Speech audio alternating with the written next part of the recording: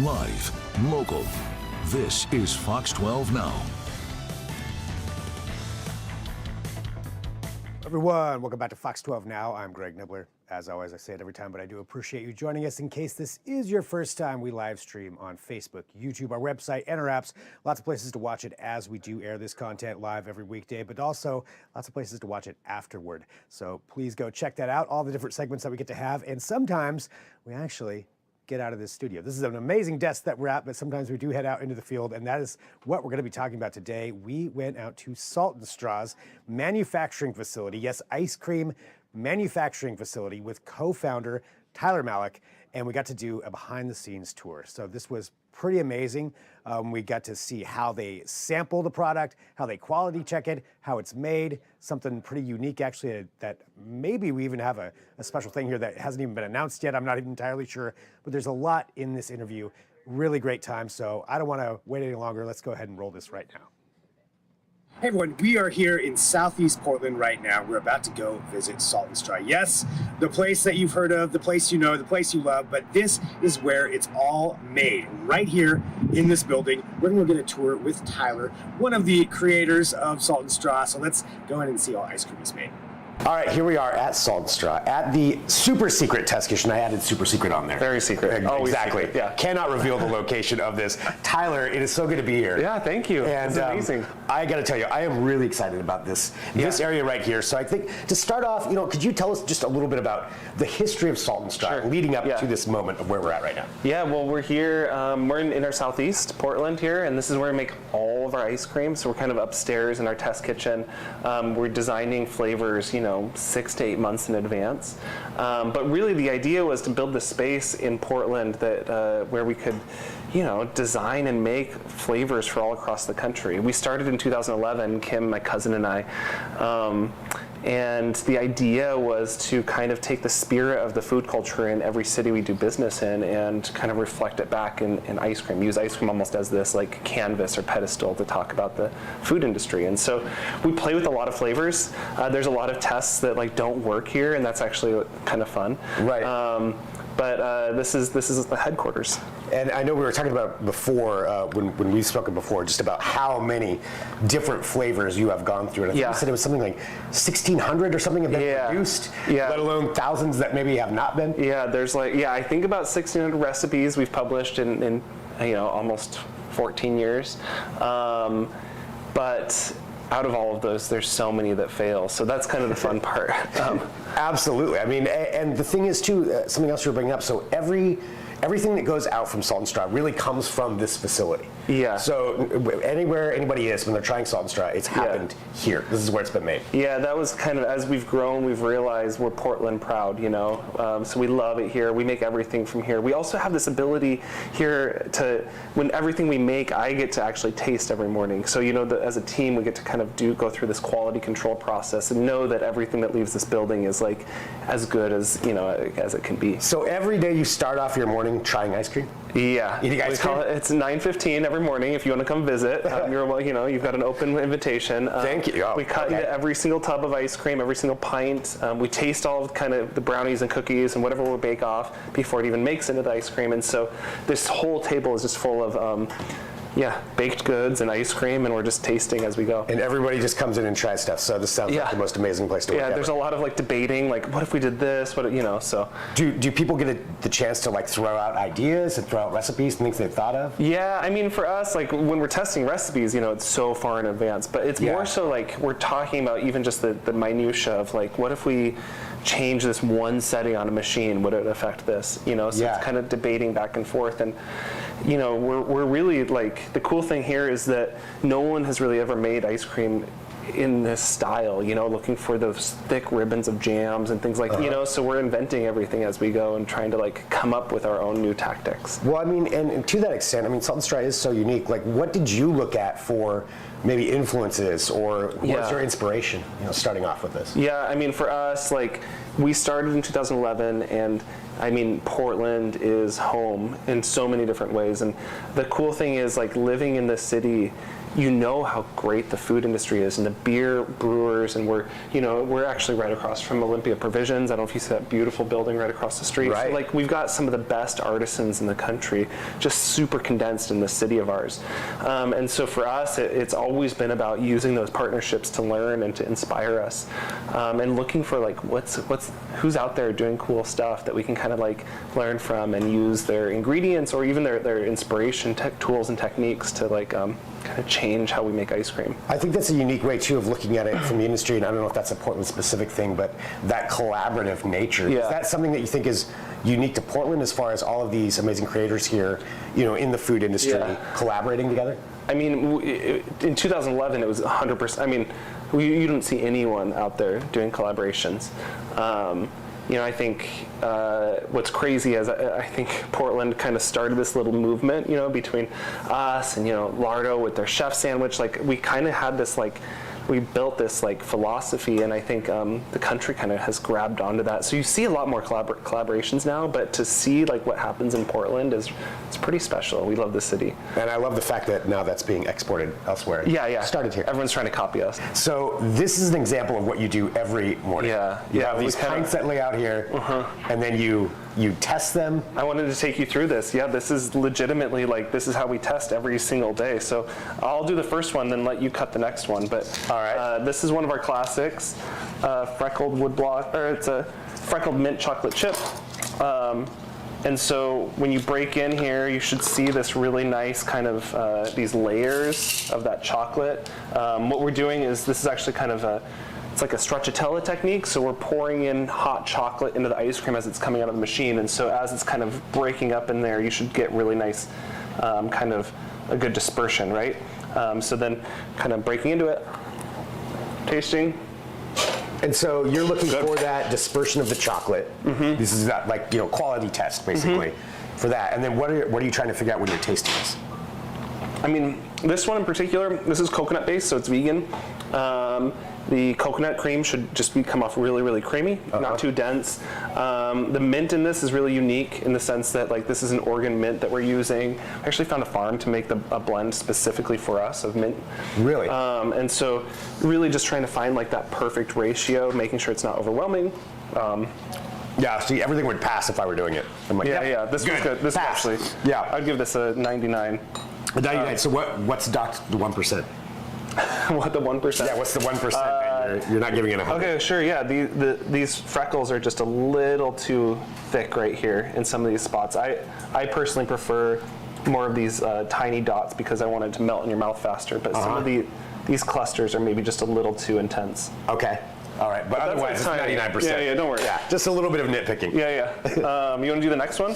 Sure. Let's do... You're giving me a knife. Yeah. Here we go. Sea salt caramel ribbons. This is one of our most popular flavors of all time. I have definitely tried this, so you just kind of go right here in the middle? And Yeah, just watch your fingers. Exactly. Now you can... Oh, and that's a terrible cut, but You push right from this side. I'll push down, all right. And then open it up. Let's see what we got. Okay. All right. This is not going to go into anybody's hands. Don't worry. You won't get after me. Yeah, that looks good. This looks good. Up on that? Yeah. Okay, so this is what perfection looks like? This is, I don't know. I'll give you a 97 on this A one. 97. All right, we got a 97. So tell me about what we're looking at here. So what would you look at for this? So this is nice. Basically what we're doing, we drizzle in this caramel sauce that we make here. So it's basically what we want is just the perfect layers. If you cut it even one more time, so what we'll do is then cut this into quarters. And just make sure that caramel is finding its way all the way up to the top of the pint right there. Okay. So that looks beautiful. You can obviously tell that as you're eating through that, you'll get the perfect ratios. Maybe a little bit of an air pocket right there. Okay. But by the time everyone eats the ice cream, that'll just disappear. Yeah, it's going to be gone. And it's still like we overfill our pints on purpose to account for that. But you want to taste? Yeah, I absolutely do. So this is one of the most popular ones. Oh yeah, we love it. This is the first recipe we ever wrote here at Salt and Straw. Really? This is the original. Oh, I love it. And still one of the best sellers. The trick here is we burn this caramel really, really dark. should have a little bit of bitterness to it. Okay. Because that's how you balance out that salty sweet with that bitter quality. It really does have that perfect mix. Yeah, both going in there. And you see how the caramel kind of oozes out as you spoon through it. It's really particular for this recipe in particular. Just because what happens is like, you have to have that perfect ratio. If you get it too loose, it'll actually just like seep in or kind of leak out. Versus if it's too thick, it'll actually almost create like a spider web. So you can't really spoon through it. How long did it take to perfect this one? We're still perfecting it. Still perfecting it. Will it ever be perfect? No, no. Yeah, it'll never be perfect. Yeah, but this is a good pint. This is a 97. That's a 97. All right, so we've got a couple here. So we got a 99 and a 97 so far. I mean, this is again what you do every day. So how many of these do you go through? Yeah, every morning we cut into, I don't know, anywhere from 5 to 15 pints a morning. Okay, depending on what's going out that day. Well, yeah, exactly. And then we'll cut into the tubs as well, which is a little bit bigger. You have to like use a cheese knife. But yeah, everything that ever leaves this building, we kind of go through this process, and you get to taste, which is really important. That's incredible. And so that is, wherever you are, wherever you're trying Salt and Straw. I've probably eaten that ice cream. Yeah, it's probably Tyler's been skipping out of that for it. No, but I mean, just that's really, it shows a testament to to how much you care about the product. Yeah, how we much love this it. matters to you. To have this come out and be perfect like that. Well, this is awesome. Anything else that you want to show us here? Because otherwise I could sit here and... Yeah. I know we've got a lot of ice cream to eat through, but maybe we could go down to the kitchen. I can show you a little bit how we actually make this. I would love to see that. Yeah, let's go do that. So this is our bakery. Like we were saying, basically what makes us probably most unique and is the hardest part of our job is that we make everything from scratch. And so as you kind of come through here, you'll see we're making all of, anything that we're baking over here, everything, like we're making bread rolls over here, sauces, et cetera, et cetera. So on the list today, let's see, they're making lemon marshmallows, bread pudding, guava flan, toasted graham crackers, and they're prepping some brioche bread for the bread pudding. So every single thing from scratch for everything that goes in here. Yeah, for the most part. Wow. So yeah, this is kind of the start of everything. So they're working 3 to 5 days in advance, getting it kind of prepped, cut into the right size pieces before it goes in the freezer, so that then the ice cream makers can use it the next day. Wow. So this is just that part here. I mean, and this is huge. Yeah, operation. it's beautiful. It smells amazing in here. It's really so it smells so good. This is my favorite part. So this is, what is it that I'm smelling? Lemon marshmallows? Is that I think it's probably the bread pudding. probably bread pudding right now? Yeah. Incredible. It's nice, isn't it? Yeah. We're gonna say I'm everybody's way.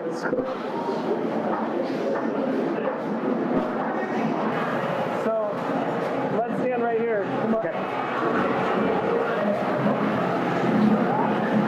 Perfect. Yeah. So this is where we're making all of our ice cream. So they're running 2 different production lines here. One is making tubs, the other is making pints. These are 2 different flavors actually. So this is the bread pudding ice cream that they're putting in pints. We saw the bread pudding being baked next door. Yeah. This is from yesterday's production run of that bread pudding. This is actually a banana bread. I scratched that. This is not the bread pudding. Just blanking on it. This is banana bread. So we actually work with Urban Gleaners. You know them here in Portland? Yeah. I'm on the board. I love them. So we, for the past 6 months, they've been saving some excess bananas that they pick up from grocery stores. Yeah. And we've been smashing them and freezing them until finally today we actually made it into a banana bread ice cream. Amazing. So this is actually a certified upcycled ice cream. You can see a little logo on there on these pints next to here. How do you see on the top? You mind if I steal one from you? Oh gosh. So it's one of the first ever certified upcycled ice creams in the world. Means at least 10% of this pint by weight would have been thrown out otherwise. And so you save those bananas, like you said, froze them, and then mash them up and Yeah, exactly. I'll save this so we can taste out of it. fantastic. Versus if it goes in the tubs, you can kind of see over here, these 3-gallon tubs are going to be what they're going to scoop out of at the shops.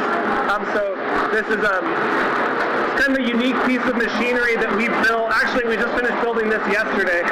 Really? So we've had to design most of this equipment ourselves because most of this stuff isn't made for the size, texture, quantity, tenderness, that we put in ice cream. Everyone usually puts really hard chunks of cookie dough. We want our cookie dough to be really tender. Yeah. So you had to make your own equipment to have that happen. Exactly. I mean, that's a lot that goes into that. I mean, it's still every once in a while we're like, damn it, this doesn't work. But yeah, pretty cool. Slowly trying to figure out all these tools and trying to keep as much of the handmade nature of our ice cream as possible, but also being able to scale with the quality and at the rates that we Yeah, that's a huge challenge. It's a tricky one, but hence all the quality control, I would imagine. Exactly. Yeah. So this is fresh off the line. Oh yeah, you can see. I mean, it's just clearly just poured in there. Yeah. You want to taste? Yeah, absolutely I do. So this is the upcycled banana. Yeah. I mean, it's not even fully frozen back up yet. I know. Beautiful. This is the best your ice cream will ever be fresh off the machine. Oh my god. Yeah. That's amazing. You want to try?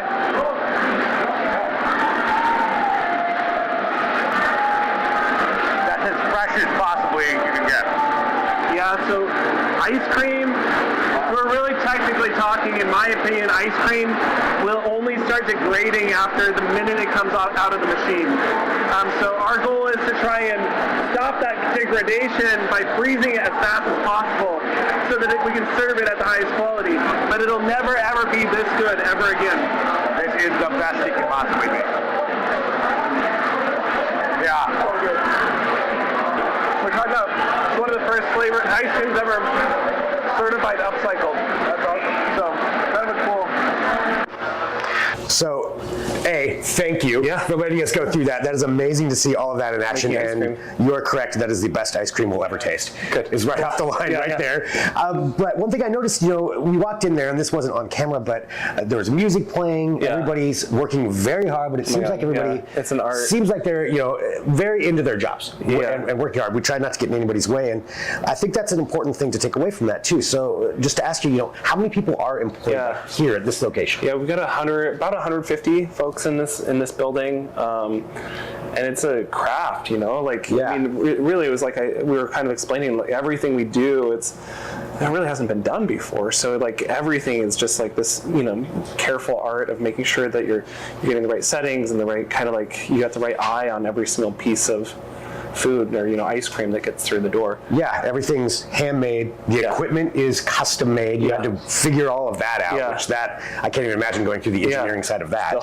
Still work in progress. Yeah. And I mean, looking at it from where you started, you and your cousin creating this, and then did you ever envision that you would be here now with 150 people just at this location, employed by you, having this entire block basically to create your ice cream? I mean, how does it feel knowing from where you started to where you are now? I mean, it's incredible. No, not at all. I think I was making everything in the, commissary kitchen, by myself in the little small machine, that we bought from a Cold Stone that was going out of business. That's how we started. So it's fascinating just to be able to be part of this and to actually kind of be part of the food community that's kind of helping, bring the city along, and to be manufacturing here in Portland is it's a treasure. What's the most exciting thing for you coming to work every single day? I love cutting in the pints and the tubs from the day before. There's something about that just you get to. It becomes this ritual that all of us are part of, and we have 20, 30 people up here at a time. Everyone tasting and wondering, how did that one ingredient turn out? How did this is the first time we've ever made this recipe. What happened? It's like this unveiling. Yeah. So it's still magic for you. Magic every time. Yeah. Every day, every morning. Yeah. And so looking at it from now, I mean, obviously it's going so well. I'm imagining you're seeing continued growth. Yeah. And expanding to other things. I'm sure that's not stuff that we can necessarily. No. We feel so lucky. I mean, we opened in Florida a couple years ago, so that was kind of the first kind of off the West Coast.